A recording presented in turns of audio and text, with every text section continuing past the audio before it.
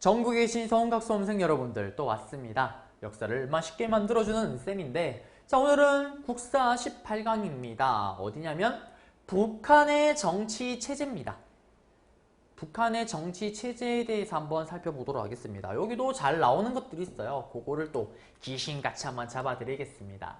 자, 먼저 북한 정치 체제 형성인데 해방 이후에요. 해방 직후에, 광복 직후, 아주 6.25 전쟁도 터지기 직전입니다. 6.25 전쟁 터지기 전에 광복된 직후에는 어떤 상황이냐면 국내파라 그래서 국내의 사회주의를 믿는 사람들을 중심으로 조만식이나 또는 박헌영을 중심으로 조만식을 중심으로 했던 우익이 있었고요. 그 다음에 박헌영을 중심으로 했던 좌익 공산주의 신영이 있었습니다. 그리고 해외에서 들어왔던 허가이 등의 소련파가 있었고요. 그리고 두벙두벙 김두봉 아저씨 무정 등을 비롯한 예남파, 이거 기억나시나요? 우리 무장독립투쟁했을 때 일본 쪽발이 새끼들과 미친듯이 전쟁을 했었던 예남파, 똑같은 말입니다. 연남파라고 얘기를 하기도 하죠. 얘들이 6.25 전쟁이 터지면서 조선의용군이 다 합류를 했었고 그 전에 넘어왔던 애들이 또 하나의 중심 세력이 되기도 합니다. 그리고 김일성파, 흔히 빨치산 유격대라는 세력들, 요 김일성을 따랐던 아저씨들이 만주를 떠났지만 유일하게 그래도 만주에서 활동을 했다고 얘기를 했었죠. 동북항일연군으로 또는 조북광복회라는 이름으로 또는 또 보천보 전투에서 승리를 거두기도 했었던 그러한 사람들 중심으로 했던 요렇게 정세가 요런 흐름이 있었습니다. 결국 나중에는 김일성 아치가 나머지 애들을 다 제거하면서 독점으로 가긴 하지만요. 자, 그리고 50년대 후반의 정세입니다. 이거는 전쟁이 이제 터지기 계속 직전이죠. 직전. 보시게 되면은 소련의 후원을 받았던 김일성 세력이 그래도 주도적 세력으로 뜨게 되는 거고요. 앞에 봤던 것처럼 여러 개의 정파가 있긴 했었습니다. 그리고 여기 있는 내용들처럼 뭐 북조선 5도 인민위원회 만들고 듣고 일리세요. 그냥 이러한 흐름으로 쭉쭉쭉 가고 있구나라는 정도만 체크하시면 됩니다. 조선공성당 북조선 북군을 분국을 만들기도 하고요. 임시인민위원회, 그 다음에 북조선 인민위원회 이런 것들이 있었다라는 거. 그러면서 조선민주주의 인민공화국이라 그래서 우리가 정부를 만들자마자 바로 얘들도 정부를 만들었다라는 거. 그리고 계속 들어갑니다. 이번에는 계속 50년대 중후반의 정세인데 북한의 재건을 둘러싸고 향후 국가발전 전략에 관련해서 8월 종파 사건이에요. 요 8월 종파 사건은 좀 체크를 좀 해주시고요. 아마 교재에 제가 단독으로 8월 종파 사건을 또 빼놨습니다. 그 교재를 보시게 되면 디테일하게 설명을 했었죠. 56년도 6.25 전쟁이 터지고 나서 어떻게 보면 이겁니다. 전쟁에 대한 책임을 어떻게 보면 졌다라고 볼 수도 있잖아요. 패전이죠. 전쟁에 대한 책임을 자기 반대쪽 정적, 나에게 계기거나 나와 의견이 다른 애들에게 다 뒤집어 씌웁니다. 그리고 다 숙청해버리는 거예요. 한마디로 자기에게 반대됐던, 김일성에게 반대했던 사람들을 다 제거했던 게 8월 종파 사건입니다. 그리고 나서 김일성 아저씨는요, 중공업 우선의 사회주의 국가 발전 전략을 짜게 되는 거고, 여기 반대했던 애들을 또 여기 올가면서 다 죽이는 겁니다. 그리고 외세 의존적인 정파로 지목해서 또 제거를 해요. 소련이나 연합파 같은 경우는 딴 나라에게 자꾸 기대려고 한다. 결국에는 이거는 다 명분입니다. 명분일 뿐이고 자기 반대하는 애들을 제거하기 위해서 각종 명분을 만드는 거예요. 그래서 이러한 활동을 하면서 주체 사상을 중심으로 해서 주체는 좀 이따 배울 겁니다. 중심으로 김일성 중심으로 자꾸 이제 가고 있는 모습을 보여주고 있는 겁니다. 그리고 8월 종파 사건 제가 넣긴 넣었네요. 저는 없는 줄 알고 읽어드렸는데 잠깐 이러한 내용들 그냥 눈을 한번 봐주세요. 이런 거 있었구나 라는 거. 자, 그리고 이제 본격적으로 이때 중후반 때 50년대 중후반 때 와서 사회주의 체제를 구축하기 위한 노력을 합니다. 농업협동화라 그래서 그 전에 6.25 전쟁이 터지기 전에 북한은 토지를 어떻게 썼습니까? 무상몰수 무상분배입니다. 땅 많은 애들로부터 무상으로 땅을 뺏어다가 농민에게 무상으로 주는 거예요. 그래서 초반에 사회주의 세력들이 인기를 엄청 끕니다. 그때 우리도 농지개혁법을 했었죠. 그걸 안 했으면 우리가 공산화가 됐을 뻔했다고 얘기를 했었습니다. 그런데 그거는 헐 좋은, 빛 좋은 개살구로 보시면 돼요. 왜냐면은 전쟁이 끝나고 나서 농업협동화, 뭐 조합이나 이런 걸 만들어요. 그래서 온 땅을 이제는 개인 땅이 아니고 국가 소유의 땅으로 바꿔버립니다.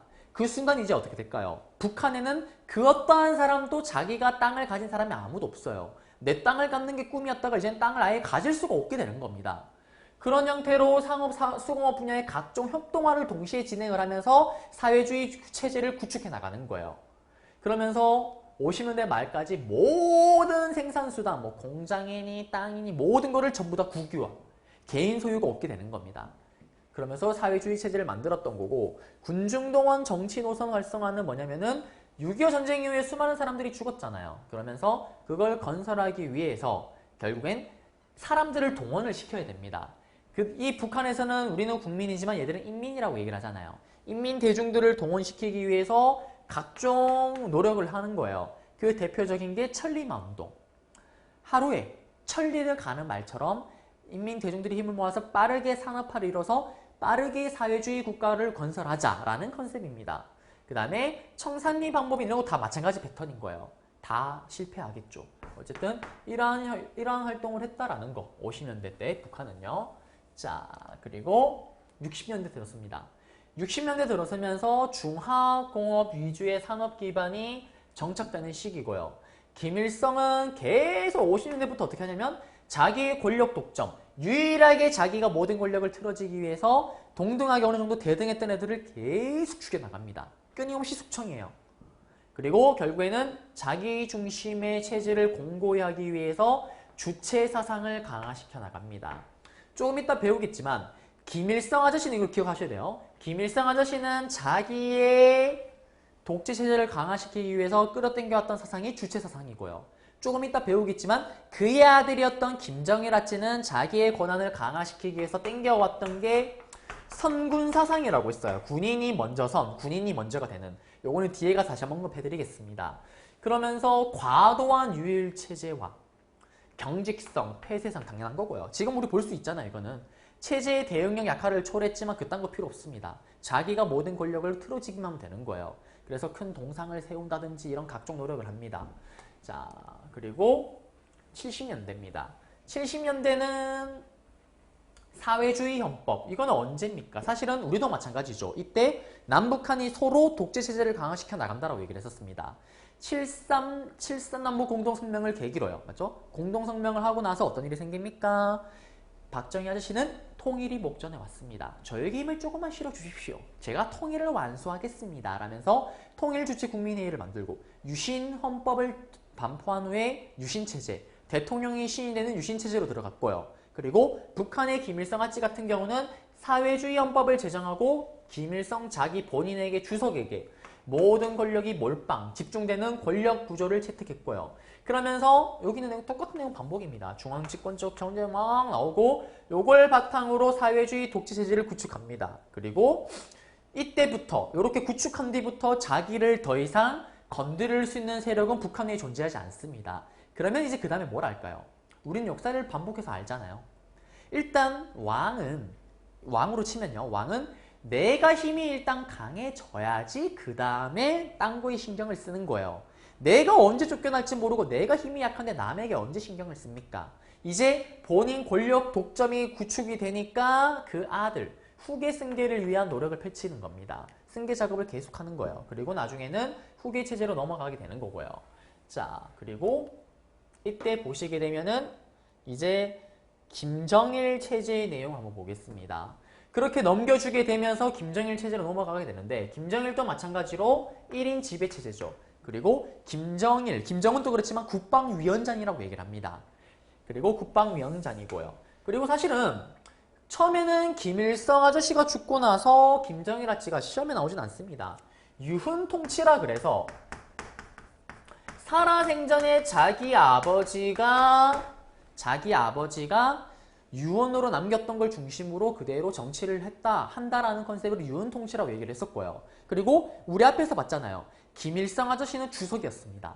근데 아들이었던 이 김정일은 자기 아버지가 가졌던 최고 직책인 주석 자리를 자기가 계승하는 거는 좀 아니다라고 생각을 한 거예요. 그래서 주석 자리를 그대로 가는 게 아니고 국방위원장이라는 걸 원래 있었던 거지만 이거를 권한을 더 강화시키고 이게 최고의 직책이 되는 겁니다. 그러면서 이걸 바탕으로 자기 아버지 때처럼 당과 군을 장악하게 되는 거고요. 그리고 주체사상을 활용해 나갑니다. 그런데 이 주체사상을 처음에는 이거를 자기 아버지가 만들었던 주체사상을 활용해 나가지만 본인은 선군 사상이라는 걸 중심으로 해서 본인의 권력을 독점해요. 군인이 중심이다. 그래서 그전에는 당이 중심이었어요. 근데 이 김정일 아치 때부터는 군대가 가장 중심입니다. 그리고 군력 강화에 모든 나라의 힘을 기울이는 정치, 선군 정치를 펼치게 됐다라는 거. 요게 키워드 되겠죠. 지금 김일성과 김정일의 차이점을 잡아주고 있는 거예요, 제가. 자, 그리고 강성대국론이라 그래서 이때 엄청 못 살잖아요. 엄청 못 살고 실제로 굶어서 죽는 아사들이 막 속출하고 있는데 그거를 지들끼리는 고난의 행군이라고 얘기를 합니다. 그리고 이러한 행군, 고난의 행군을 극복하기 위해서는 강대국이 돼야 된다 라면서 강성대국 돌아버립니다. 모든 걸 군대, 군사력이나 아니면은 뭐 핵을 만든다든지 각종 무기를 개발한다든지 여기에 전력 투입을 했다라는 거. 나라 힘이 강해져야 된다라면서요. 자, 그래서 이러한 것들, 선군 정치와 강성대국론은 누구다? 김정일과 관련 있다라는 거. 김일성 아저씨는 아닙니다. 자, 그리고 보시게 되면 이제 주체사상입니다. 주체사상은 누구와 관련 있다고 얘기를 했었습니까? 김일성 아저씨와 관련 있는 걸 그랬고, 어떻게 보면 이거죠. 1인 독재 체제. 본인이 독재를 하기 위해서 그거와 반대되는 것들은 다 차단하기 위해서 만든 거고요. 본인을 옹호하고 이런 독재 체제를 운영하는데 옹호하는 내용들이 막 들어가는 겁니다. 그리고 이 당시 때는 왜 이런 것들이 강조가 됐냐면 중국과 소련은 어떻게 보면 같은 사회주의 국가잖아요. 둘이 사이가 틀어져요. 그러면서 둘이 대립을 하게 되자 이때 북한은 중립적 위치를 고수를 하면서 이러한 주체사상을 강조시켜 나갑니다. 그러면은 한번 볼게요. 이게 전부 다 김일성 아치 때 썼던 건데 지금 보시게 되면은 여기뿐만 아니라 지금 여기까지 이어져요. 쭉 이어지는데 이게 어떤 내용이냐면 한마디로 정리를 하자면 지금 이 일성이 아저씨는요. 이론적인 내용들을 계속 체계화 나가는 것을 볼 수가 있는 거예요. 그래서 50년대는 소련의 스탈린이 죽는 그런 혼란스러운 상황에서 사상의 주체라 그래서 일단 본인 안에서 당내에서 본인에게 저항하고 개겼던 남로당을 싹살내버립니다. 숙청이에요. 그리고 얼마 안 가서 또 이번에는 경제에서의 자립을 외치면서 이게 상황이 왜 이걸 외치냐면 대외 원조 지금 사회주의 국가에 대한 원조가 줄어들게 되면서 자기들끼리 원조가 줄어들면서 항상 그래요. 경제가 흔들리면은 항상 우리는 뭐가 안 되면 일단 대통령 욕하잖아요. 경제가 안 풀리면 우리 모든 대통령이 다 그랬잖아요. 경제가 안 좋으면은 대통령 탓이 아니긴 하지만 제일 높은 사람 욕할 수밖에 없잖아요. 마찬가지입니다. 그러한 위기가 되는 속에서 경제의 자립을 외쳤던 거고 그 다음에 또 바로 1년 후에는 이제 이러한 혼란스러운 상황이니까 이럴수록 어떻게 됩니까? 본인의 체제를 더욱더 공고히 하고 저항을 못하게끔 막을 필요가 있겠죠. 그래서 보시게 되면 공산권 내의 개인 숭배, 반대 운동 또는 당내 연합판이 소련파를 또 타도하고 숙청하는 과정을 계속해 나가는 겁니다. 그리고 62년대 와서는 국방에서의 자유라 그래서 지금 정세가 중국과 소련의 사이가 나쁘고 한국에서는 박정희 아저씨가 등장했던 5.16 군사 쿠데타 그리고 미국과 소련이 공존 서로 친해지려고 자꾸 하니까 국방에서의 자유를 내치면서 군사력을 강화시켜 나가는 겁니다. 그리고 66년도에서는 정치와 외교에서의 자주 이것도 계속 이어지는 거죠. 중서분쟁이 확대되고 더 이상 얘들이 서로 싸우고 있으니까 본인이 살 길을 모색을 해야 됩니다. 그러면서 외교에서도 얘들을 끼지 않고 우리의 자주성을 추구하겠다. 그러다가 70년대 접어들면서 이제는 주체사상.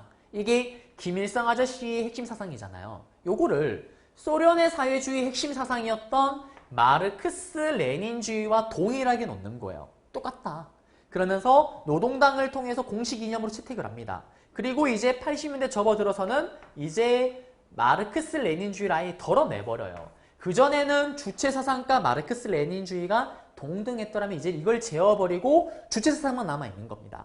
그러면서 독자적 통치 이념이 더욱더 자꾸 시간이 지나면서 확고해 나가는 거고 그렇게 확고해 나가는 과정을 우리는 보고 있는 겁니다. 뭐 그렇게 큰 의미가 있는 건 아니지만 흐름 한번 눈으로 쓱 따라보시면 되겠고요.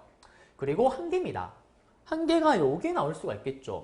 북한 이데올로기의 한계 같은 경우는 어떤 거냐면 결국에는 포인트가 뭡니까? 본인 몰빵이잖아요. 1인 독재체제. 자기 힘을 강화시켜 나가는 겁니다. 그거에 대한 한계고요. 그 다음에 결국 그걸 위해서는 본인 우상화. 그래서 거기서는 김신의 일가가 거의 신이잖아요. 신처럼 포장을 하고 있잖아요. 그 내용입니다.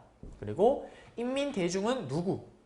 우리는 사실 대통령을 중심으로 돌아가긴 하지만 각 부서 장관들이 또 운영을 하고 다 이렇게 내려오잖아요. 그렇지만 여기는 모든 게 결국 수령에 의해서만 움직입니다. 수동적 개체, 절대적으로 의존하죠. 우리는 대통령에게 의존하진 않잖아요. 그러니까 탄핵도 하고 하는 거잖아요. 그런 거와 완전 다르다라는 거. 그리고 이건 어쨌든 북한의 한계를 우린 봤습니다. 자, 그리고 이제 우리식 사회주의, 조선민족 제일주의입니다. 요거는 김정일로 넘어가기 전에 뭐 김일성 때부터 해서 쓱 준비를 했던 건데 이게 어떤 거냐면 지금도 북한이 주장하고 있는 것 중에 하나죠. 김일성 아치 때부터 말이 나왔던 건데 80년대 기억나시나요? 북한이 80년대 트렌드는 뭐냐면 동구권 사회주의 국가가 서유럽 쪽에 동유럽이죠. 서유럽이 아니고 동유럽이 막 무너집니다. 뭐 우즈베키스탄, 투르메키스탄 다 무너지기 시작을 하는 거예요. 고립이 되니까 그걸 극복하기 위해서 어떻게 하냐면은 기존에 있던 주체사상을 중심으로 틀을 두고요. 북한식 사회주의의 우월성을 강조를 합니다. 이게 무슨 말이냐면 이거 봐라. 인근의 동유럽에 있는 사회주의 국가들이 와르르 무너지고 있는데 우리는 안 무너진다. 이거 봐라. 무너지지 않잖아. 우리는 그들과는 다르다. 우리의 사회주의는 뛰어나고 우월하기 때문에 그런 거다. 라면서 그걸 강조를 하는 거예요. 그러면서 차별을 두기 위해서 북한이 외쳤던 게 우리식 사회주의, 조선민족 제일주의입니다. 그래서 요거는 좀 체크를 좀 해주시고요. 내용들, 특징들 좀 보완을 하셔야 됩니다. 생각을 하셔야 되는 거고. 그 다음에 성군 정치는 기억나시나요? 요거는 우리 김정일 아저씨가 자기의 권한을 강화시키기 위해서 모든 거는 어디다? 군인에게 중심이 되는. 그래서 군대 강화에 모든 힘을 실어 넣었다라는 거. 그 내용이죠. 읽어보시면. 그래서 요거 또 기억하시고요. 그리고 성군 정치는 형성 배경. 김일성 사후에 계속되는 경제난 속에 결국엔 당이 중요한 게 아니고 군에게 의존해서 이거를 자기의 권력을 유지해 나가고 북한 체제를 운영해 나가려고 했던 거예요. 그래서 모든 것은 군대에 먼저는 성군 정치를 정일이 아찌가 펼치게 되는 겁니다. 그래서 인민경제회복인이 당의 사회 통제 기능을 보완하고요. 군의 위상을 더욱더 당보다는 군의 위상을 높이면서 이러한 위기를 극복해 나가려고 합니다. 그리고 또 반복이죠. 앞에는요. 동구사회, 동유럽이 무너지면서 고립이 계속되잖아요. 그러면서 지금 또 당시 부시의 대통령이 있을 때는 미국과 북한이 또 대립을 하고 있는 상황입니다. 그러한 상황 속에서 자기의 힘을 강화시키고 어떻게 보면 체제를 유지할 수 있는 방법은 군대를 강화시킬 수밖에 없다라고 생각을 한 거예요. 그래서 성군 정치를 이렇게 계속 펼쳐나갔다라는 거. 그러면서 보시면은 10년도의 노동당 규약에서 성군 정치를 사회주의 기본 정치 양식으로 규정합니다. 그러면서 핵심 이념이 되는 거예요, 이제. 그리고 군사력 강화를 최우선 목표로 해서 군의 재반 부분의 중심이 되는 정치 방식. 모든 게 그냥 군대입니다, 군대. 군의 역량력. 그리고 이러한 군인들이 군대가 어디에 정치, 사회, 경제, 문화 모든 영역에 다 반영이 되는 겁니다. 그리고 나서 이러한 성군 정치하에서 지도자와 사회주의 체제의 옹호를 위한 중심기구로 부상했다. 결국엔 군대 몰빵 그 소리죠. 그래서 성군 정치와 관련된 내용들 시험에 나오게 되면 아마 이런 내용들 다 줄 거예요. 그리고 다음과 관련된 건 무엇인가 했을 때 성군 사상 찾으면 정답일 겁니다. 또는 성군 정치 찾으면 정답이고요. 그래서 여기 중요하다고 계속 강조를 했었습니다. 그리고 이러한 한계 결국에는 마지막 수단으로는 도저히 방법이 없으니까 핵이라든지 이러한 군대를 키우는 거에 몰빵을 하는 겁니다. 그리고 이게 그 이후에 지금 현재까지 이어지고 있는 거예요. 계속 군비를 증강하고 계속 도발을 하잖아요. 그게 걔들이 가진 마지막 키입니다. 이것까지 놔버리면은 체제가 무너질 수밖에 없으니까. 그래서 요 내용이고요. 자, 그리고 사회주의죠. 이제는 앞에는 북한의 정치를 봤습니다. 이제는 북한의 경제를 볼게요. 북한의 경제의 가장 기본 틀은 이겁니다.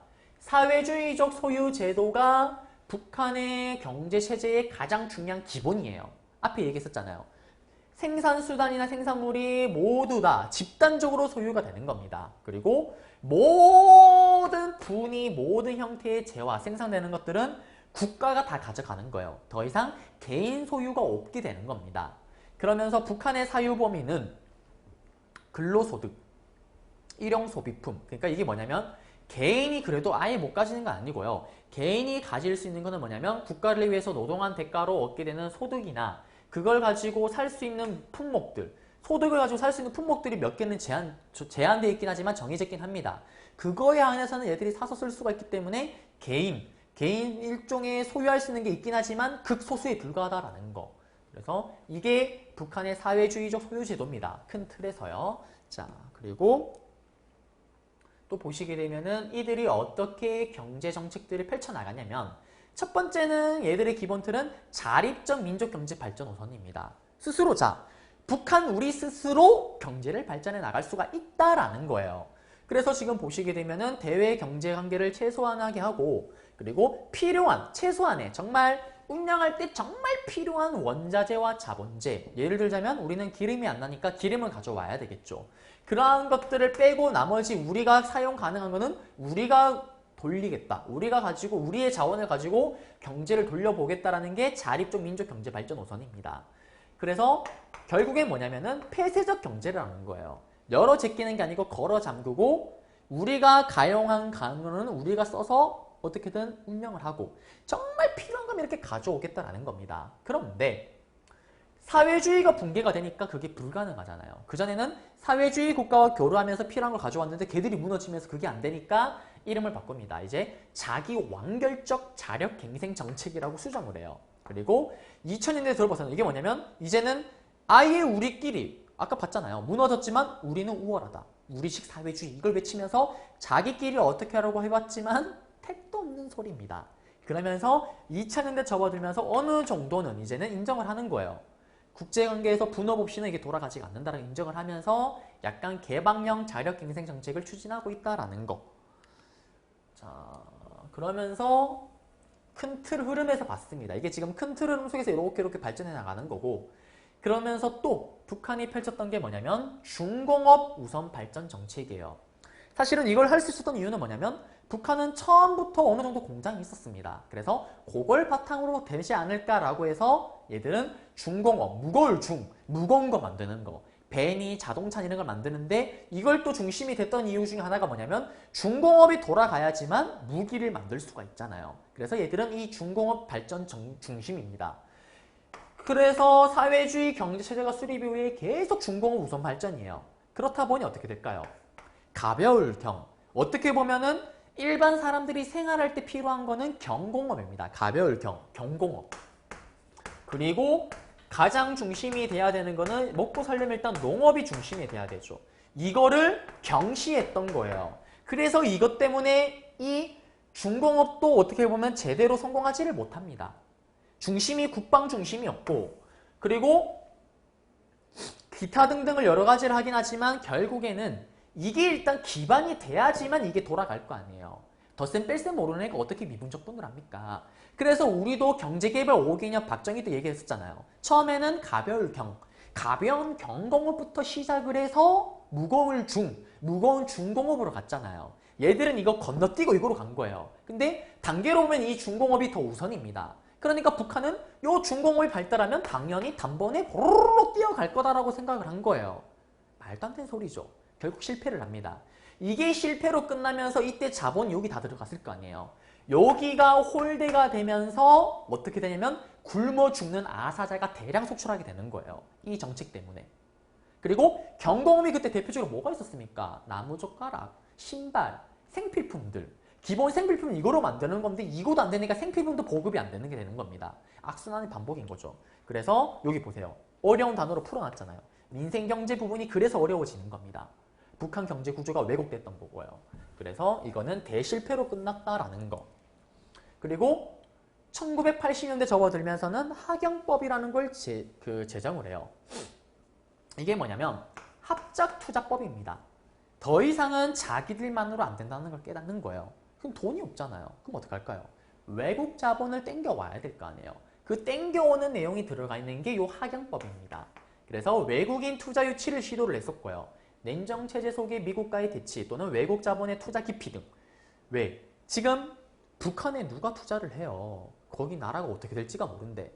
당장 지금 봐요. 개성공단만 해도 잘 되고 있다가 웅당이 정지해버렸잖아요. 그럼 이렇게 되면 어떤 일이 발생을 하냐면 지금 당장 우리가 경제적 피해는 뭐 국가에서 지원을 뭐 해주고 해서 한다고 했는데 나중에 만에 하나라도 북한과 우리 관계가 회복이 되고 좋아지면서 개성공단이 다시 운영될 수가 있습니다. 그랬을 때 어떤 기업이 거길 들어가겠어요? 또 그런 사태가 언제 발생할지 모르는데 마찬가지잖아요. 투자를 못하는 거예요. 언제 망할지 모르는데 어떻게 투자를 합니까? 그래서 이걸 했지만 실패해요. 실패. 아까 얘기했던 누가 투자를 해요. 그래서 어쨌든 이러한 노력을 했다라는 거. 그리고 2002년도에는 7일 경제관리 개선 조치라 그래서 이제는 북한이 중국을 롤모델로 삼는 거예요. 중국이 사회주의 체제지만 어느 정도 지금 자본주의 이념을 도입을 했잖아요. 그래서 중국이 그렇게 발전할 수 있었던 거고 그것처럼 어느 정도 시장 기능 부분을 활용을 이제 하겠다라는 거예요. 거기에서 경제관리를 그 이전 했던 경제관리에서 어느 정도 사회주의, 자본주의 이념이 좀 들어간 형태로 개성과 개조를 하겠다라는 거예요. 2002년도 얼마 안 됐죠. 그래서 보시면은 군수산업은 계획경제, 국가에서 주도를 하지만 나머지 요 군수, 국방과 관련된 거 빼고 나머지는 분권화, 시장 기능을 도입해서 하겠다라는 겁니다. 그런데 뭐 이렇게 화려 휘황찬란한데 다 실패해요. 왜 그러냐면 이미 북한 내에서는요, 시험에 나오진 않지만 암시장이 성행해요.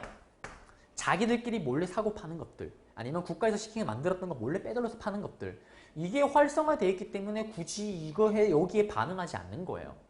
그리고 실제로 뭐 이걸 해도 제대로 돌아가지도 않는 거고요. 그래서 결국 실패로 끝났다라는 거지만 이러한 노력을 하고 있다라는 거예요. 자, 그리고 이러한 노력 끝에 또 외국의 자본을 끌어당기기 위해서 나진과 선봉 지역에는 자유무역지대라 그래서 경제특구로 지정을 합니다. 그래서 중국과 공동개발을 하고 원래 이게 이전에 이미 나진, 선봉의 경제특구를 만들었어요. 하경법 제정하고 하면서 만들었는데 누가 투자를 해요? 아무도 안 하고 지지부진했던 거예요. 그래서 2010년도에 다시 한번 개발을 하려고 했던 거예요. 그래서 중국과 공동개발을 추진했고 이때 지금 개발을 하고 있는 겁니다. 아직 지금도 되고 있는 건 아니고요. 자, 그리고 이제 경제정책을 끝냈고 경제정책은 끝났고 뭐 안에서 또 찾아볼 수 있는 게 이게 아마 잘못 들어간 것 같네요. 보시면은 북한의 인권과 관련된 내용들 여기를 정치는 아니고 이제 어디로 가시냐면은 잠시만요. 그냥 북한의 인권이죠. 그렇죠. 요게 잘못 들어갔네. 없애야 되는 건데. 자, 북한의 인권 부분 보겠습니다. 북한이요. 인권적으로 유행 국가 중에는 최하입니다. 그게 왜 그러냐면 가장 대표적인 게 두 개. 공개 처형과 정치 수용소 때문에 그래요. 요거 두 개는 체크를 하셔야 됩니다. 북한 인권과 관련해서 가장 유린되는 부분 중에 하나가 이거 두 개인데 공개 처형은 뭐냐면요. 심량량, 이념적 동조 항상 그래요. 이럴 때는 어떻게 하냐면 모두가 없는 국가, 독재체제 국가는 이렇게 나라가 흔들리면 더욱더 탄압적으로 나갑니다. 그래서 우리도 민주주의 발전 과정을 보면서 독재체제를 강화시키기 위해서 반대 시위하거나 이런 것들 가혹하게 탄압을 했었잖아요. 결국 우리는 정권을 교체한다거나 아니면 헌법을 개헌을 한다거나 이걸 이끌어냈지만 북한도 마찬가지입니다. 그렇게 신란한 이후에 뭐 이렇게 저항을 한다거나 그런 애들이 있으면 아예 그런 생각을 못하게끔 윽박 지르는 거예요. 그러면서 나왔던 게 공개 처형입니다. 공개 처형은 뭐냐면 수십만 명이 보는 앞에서 죄가 있으면 그 자리에서 처형시켜버리는 거예요. 그러면 어떤 효과가 날까요? 헐 대박. 저렇게 되면 저렇게 죽는 거구나. 저거 하면 안 되겠네? 라고 생각을 하는 거예요. 무섭기도 하고 공포정치이기도 하고요. 근데 그게 인권적으로 봤을 때는 말이 안 되는 겁니다. 그리고요. 북한의 이 법을 봤을 때도 지금 이 공개 처형을 하는 애들을 보면 벌이 공개 처형할 정도가 아니에요. 예를 들면 옥수수를 훔쳐서만 공개 처형해버립니다. 심지어 어떤 게 있냐면 성인물 녹화 있는 거를 몰래 팔았다라는 이유로 공개 처형시켜버려요. 그래서 처음에는 정권에 원래 여기 공개 처형 그거죠. 사회주의 이념에 반대를 한다거나 반동풍자라고 얘기를 하잖아요. 또는 김일성에게 반대, 김정일에게 반대했다거나 그러한 사람들, 정치범들 얘들을 공개 처형을 했더라면 이때 1900년대 들어가면서 이후부터는 사소한 것까지 공개 처형을 하는 거예요. 이거는 말이 안 됩니다. 그래서 자기들 법에도 어긋나는 거예요. 인권 유린하는 거기도 하지만. 그 다음에 두 번째, 정치범 수용소입니다. 여기를 보시게 되면 정치범들. 우리 흔히 장난으로 그러잖아요. 아오지 탄강으로 끌려간다라고. 그거예요. 자기 이 정권을 유지하는데 반대되거나 반대했던 애들을 전부 다 상간오지나 또는 처형시키기도 하지만 상간오지나 아니면 광산인데 박아놓고 일시키는 거예요. 하루에 24시간을 틀면은 거의 뭐 20시간 가까이? 기본 12시간 일을 시킵니다. 하루 종일 일만 시키는 거예요. 그러다가 정체불명의 병으로 많이 죽기도 하고요. 그리고 이때는 일절 면회라든지 아니면은 만나는 것 또는 서신, 편지를 주고받는 거 이것도 불가능합니다. 가면은 연락 두절이에요. 죽을 때까지 나올 수가 없어요. 심지어는 죽어도 죽었는지도 모릅니다. 그게 정치범 수용소입니다.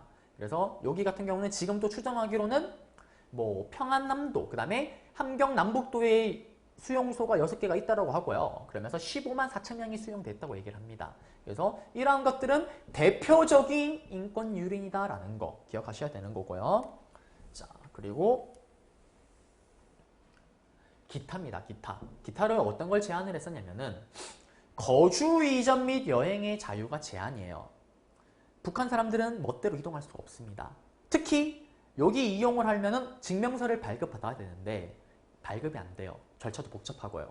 특히 평양에 원래 지금 평양에 살고 있는 애들은 북한 내에서 상위 1%입니다. 소수계층이에요. 제일 잘 나가는 애들이에요. 그러면 인근 지역에 있는 사람들은 평양으로 들어올 수도 없습니다. 발급이 되지가 않아요. 들어오는 게. 그래서 보시면은 그러한 내용들 들어가 있죠. 거주 이전의 여부는 당국이 판단을 하는 거고 직장도 마찬가지예요. 직장 이동이나 이런 직장 배치도 누가 결정을 하냐면은 북한 당국에서 결정을 합니다. 법의 상에는 북한의 헌법 상황에서는 어떻게 되어 있냐면은 직장 같은 경우는 개인의 능력이나 재능을 보고 한다라고 얘기를 하지만 그딴 거 없어요. 높은 직책에 있는 고위 당원들 상위 몇 프로 걔들의 자식들은 자기들이 갈 수 있는 직장을 고를 수가 있지만 나머지는 당국에서 알아서 배치시켜버려요. 걔가 아무리 뭐 의술이 뭐 나중에 뭐 그림을 잘 그딴 건 필요 없습니다. 그냥 광산 보내고 농경지로 보내는 거예요. 그런 식이고 여행도 앞에 마찬가지죠. 절대 택도 없는 소리입니다. 인민반장부터 시작해서 인민위원회 당국의 허가증을 받아야 되는데 나오지가 않아요. 그 다음에 종교입니다. 종교와 관련해서도 원래 우리 사람의 기본 권리 중에 종교를 믿을 권리도 있습니다. 그런데 북한의 법상으로는 종교의 자유가 들어가 있어요. 근데 실제로 종교의 자유가 전혀 없죠. 전혀 없습니다. 북한에서는 이런 얘기를 하죠. 종교는 아편 같은 거다. 미신이다. 아편이다. 라면서 탄압을 합니다. 그래서 종교를 믿는 사람이 없고 근데 실제로 북한에 교회가 있긴 해요. 그 교회는 보여주기식입니다. 외국 사람들이 들어왔을 때. 실제로 종교의 자유는 없다라는 거 탄압을 하고 있는 거죠. 그리고 보시면은 사회주의 체제를 형성, 유지 강화 목적을 위해서 계층 구조를 구분했다라는 거. 이거는 뭐 당연한 얘기입니다. 초기에 있었던 흔히 김일성으로부터 이어지는 그들 집안이 최고고요. 그 외에 처음에 김일성을 따랐던 당원들, 우리 김일성과 함께 독립운동을 했었던 그 세력들 있잖아요. 그들이 계속 중심이 되는 거잖아요. 그들 자식들이 최고 순위고 그 다음에 쭈루루쭈루해서 내려갔다라는 거 폐쇄적입니다. 개인적 노력으로 올라가고 있다는 거 없습니다. 그 다음에 노동당이 지명하는 단일 후보엔 찬반 투표. 이거는 뭐냐면은 투표를 하면은 100%입니다. 득표율이. 그래서 우리는 그러잖아요. 뭐 득표율 뭐 99% 나면 여기가 무슨 사회주의냐 북한이냐라고 장난으로 얘기를 하잖아요. 그 말이 진짜인 거예요. 여기는 일단 출마를 한다 이딴 거 자체가 북한 당국이 다 결정합니다. 그리고 무조건 만장일치예요. 100%입니다. 단일 후보가 100% 당선됐다라는 거. 그 다음에 생존권 침해. 이건 어떤 거냐면은 굶어 죽고 있잖아요. 기본적으로 북한은 공동생산 공동분배잖아요. 그러면은 먹고 이런 거를 기본적으로 살 수 있게끔은 보장을 해줘야 되는데 그게 보장이 안 되는 거예요. 특히 북한 같은 경우는 생산하는 것들이 있으면 전부 다 군수시설에 몰빵이고 군인들이 최우선입니다. 걔들은 굶어 죽진 않지만 나머지는 굶어 죽는 거예요. 그리고 나서 여기 있는 것처럼 너무 힘들어지니까 원래는 얘들이 쌀을 배급했었잖아요. 그 배급 제도를 없애버려요. 그리고 나라에서 운영하는 상점에서 물건을 살 수 있게 합니다. 선생님 얘들 돈이 없잖아요. 앞에 잠깐 얘기했었죠. 얘들이 가질 수 있는 소규모의 자기가 가질 수 있는 게 뭐라 그랬습니까? 노동을 하고 얻게 되는 돈. 그리고 그걸 바탕으로 생필품 몇 개는 구매를 할 수 있다고 얘기를 했었잖아요. 큰 땅이나 건물 이딴 건 소유를 못하지만. 그래서 그렇게 일을 하고 번 돈을 가지고 국영상점에서 식품을 구매하라고 얘기는 했는데 문제는 뭐냐면은 쌀이 귀하니까 쌀이 없잖아요. 쌀값이 폭등할 거 아니에요. 일을 하고 받는 돈으로는 이 쌀을 살 수가 없는 겁니다. 결국에는 뭐 사라고 해도 살 수 있는 사람이 아무도 없어요. 굶어 죽는 거죠. 그리고 국가에서는 이렇게 쌀을 전부 다 어디다가 일단 군대, 군수시설 여기가 몰빵입니다. 그러니까 아사다들이 생기고 수십만 명이 죽었다라고 얘기를 하잖아요. 생존권이 보장이 안 되는 겁니다. 그 다음에 직업 선택의 제한. 이건 앞에서 얘기했었죠, 제가. 당사자 의사? 그런 거 없어요. 당에 살아서 다 돌립니다. 물론 최상위층의 자식들은 선택할 권한이 있지만 그 내용입니다. 그래서 보시면 그 내용이고요. 각종 권리 침해, 출판물, 택도 없는 소리죠. 다 국가에서 차원에서 하는 거고, 그 다음에 사회보장제도. 이건 어떤 게 있냐면 여기는 뭐 교재든 뭐 국방부에서 제시한 자료에 빠졌지만 예를 들면 그 병원 있잖아요. 병원도요. 병원도요. 두 개가 있어요. 일반 병원이 있고 북한 같은 경우는 간부 병원이 있습니다. 간부는 뭐냐면 여기 당 간부들, 높은 사람들만이 다닐 수 있는 거예요. 그러면 일반 병원 같은 경우는 다니죠. 진료를 받을 수가 있을 거 아니에요. 근데 진료 받기도 힘듭니다. 진료를 받았는데 약을 처방받을 거 아니에요. 그 약을 내가 구해야 돼요. 우리는 병원에서 하면 병원에 주잖아요. 그게 아니에요. 돌아버립니다. 사회보장제도가 제대로 안 돼 있어요. 그리고 예를 들자면 또 각종 권리 침해 중에 또 대표적인 게 그냥 간단하게 예를 들자면 라디오도 있습니다. 라디오도요. 주파수를 걸어놔요. 잘못 주파수 잡히면 한국이 잡힐 거 아니에요. 그래서 만약에 듣는다거나 봉인지를 붙여 넣습니다. 그게 찢어진다거나 아니면 그게 넘어갔을 경우에는 바로 정치 수용소로 끌려가는 거예요. 그런 식으로 각종 탄압이 있다라는 거. 여기 내용 잡아드렸습니다. 자, 그리고 이제 북한의 연방제 통일 방안이에요. 이건 어떤 거냐면 북한이요. 어떻게 남한과 통일을 하겠어요? 라면서 그들이 내세우는 큰 틀이나 큰 방침이 있을 거 아니에요. 그게 크게 두 개가 있는데 그걸 보는 겁니다. 첫 번째가 뭐냐면 이들은 우리가 통일, 남한과 통일, 우리와 통일을 한다라면은 통일한 후에 고려민주연방공화국이라는 나라를 만들겠어요? 라고 주장을 하는 거예요. 그래서 그 내용을 보시게 되면 73년도에 처음으로 제시를 했었어요. 그리고 80년대에 구체적으로 어떻게 하겠다라는 걸 제시를 합니다. 그래서 이걸 하기 위해서는 어떻게 하냐면 국가보안법이라든지 우리나라에 있는 것들 또는 주한미군, 그 다음에 미국의 한반도 문제에 대한 간섭 이런 거 다 없애야지만 이게 통일이 가능하다라는 거예요. 북한의 주장입니다. 북한의 주장. 자, 그러면서 계속 들어가 볼게요. 이게 어떤 내용인지. 보면 재밌죠? 고려에다가 민주를 갖다 붙였어요. 왜? 민주를 갖다 붙이게 되면 느낌, 어감이 엄청 순해집니다. 이것만 봤을 때는 왠지 느낌이 사회주의 느낌이 그렇게 많이 나진 않잖아요. 그래서 선전 효과를 한 거고요. 그 다음에 과도한 대책, 당분간. 이게 뭐냐면 얘들도 알아요. 말은 이렇게 하지만 얘들은 통일 생각이 없습니다. 적화 통일만 생각할 뿐이잖아요. 그러니까 당장 뭐 어떻게 했다는 얘기를 안 해요. 그래서 여기 그런 내용 나온 거고요. 외형상으로는 연방국가라는 형태라고 얘기를 하고 그 다음에 민족이나 자주 드러나는 단어를 막 우리한테 막 얘기를 하는 거예요. 그러면 제대로 모르는 사람들이 봤을 때는 북한이 민주주의적으로 뭐 어떻게 통일을 하겠다는 건가? 이렇게 잘못 생각할 수가 있잖아요. 그걸 노리는 거예요. 심리적인 효과. 요걸 노렸다라는 거고 문제점은 뭐냐면은 선결 조건 우리 앞에서 봤잖아요. 이걸 하려면은 우리는 북한 얘기를 하는 건 그거죠. 우리도 통일 의향이 있다. 근데 니들이 미국 애들 안 보내고 독단적으로 자꾸 우리와 하는 게 아니고 미국을 자꾸 끼고 하려고 하니까 우리가 못하는 거다라고 주장을 하는 거예요. 그래서 문제점 보면은 자꾸 무장해제를 하려고 합니다. 하고 나서 쳐버리려는 거겠죠. 그래서 말이 안 되는 거고 그 다음에 두 제도에 의한 이게 연방제 좀 이따 설명하겠지만 두 나라 제도를 그대로 운영한 상태에서 통일을 하자라는 거예요. 말이 안 됩니다. 불가능해요. 그리고 각종 여러 가지 나라 이름이나 형태라든지 정책 등에 대해서 합의가 돼야 되는데 지금 얘들은 답장남입니다. 답정령 또는 답장남. 답은 정해졌어요. 지들대로 가자라는 겁니다. 합의가 없어요. 뭐 어떻게 얘기하려는 것도 없고 그러한 문제점을 가지고 있었다라는 거. 그리고 이들이 주장했던 내용 통일안이 뭐냐면은 한민족의 우리 남한 북한이 한민족이잖아요.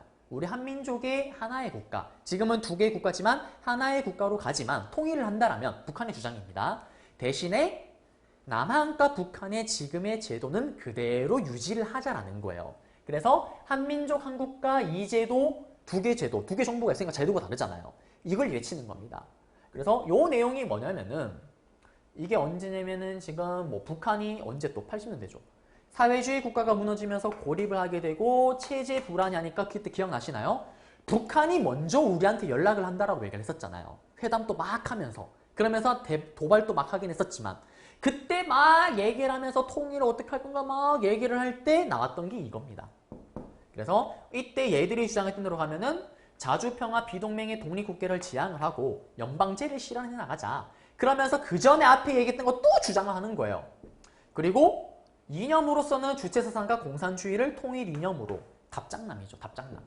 그 다음에 지역자치정부와 외교권, 군사권, 내치권 등을 보유하는 형태로 이렇게 가자라는 겁니다. 이게 그럼 무슨 말이냐면 그거예요. 통일됐어. 나라는 하나예요. 근데 북한과 남한이 제도는 지금의 제도를 그대로 유지를 하는 거예요. 그러면서 유지를 해나간 상태에서 각 부서별로 만나서 조금씩 조율해서 줄여나가자라는 겁니다. 현실적으로 불가능하죠. 그리고 보시게 되면은 한계점, 문제점입니다. 통일보다는 결국에는 지들 체제를 보존하는 데 일단 역점을 두고 있는 겁니다. 그리고 각종 공산주의라든지 주한미군 출시제 앞에서 연병제 실시를 위에서 했었던 선결 조건 이거를 계속 주장하고 있는 거예요. 그리고 앞에 있었던 박정희 정부 때 7.4남북 공동성명이나 이런 원칙들을 지들 멋대로 해석을 합니다.